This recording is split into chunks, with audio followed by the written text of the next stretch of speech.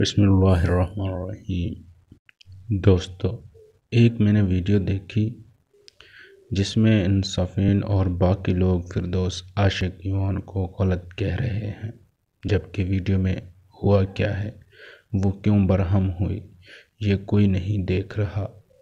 Commissioner محترمہ کہتی ہیں کہ شاید رش ہے، میں کیسے یہاں آؤں؟ مطلب جس کام کے تم کو پیسے ملتے ہیں وہ کام تم گھر بیٹھ کر کرو گی، رش کیا عوام کے لیے نہیں؟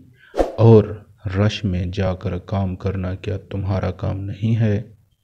یہ سی ایس ایس افیسر اور اے سی اینڈ ڈی سی پتہ نہیں خود کو کیا سمجھتے ہیں۔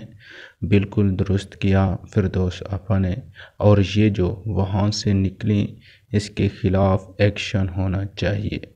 اس ملک کے جرنیل سے سوال کرو تو بھی ہمارے ملک کی حفاظت خطرے میں آ جاتی ہے، اور اسی طرح سے کسی صحافی سے سوال کیا جائے تو صحافت خطرے میں آ جاتی ہے، اسی طرح سے جج سے سوال کیا جائے تو عدالت خطرے میں آ جاتی ہے، بیوروکریٹ سے کرو تو بیوروکریسی کو خطرہ ہو جاتا ہے۔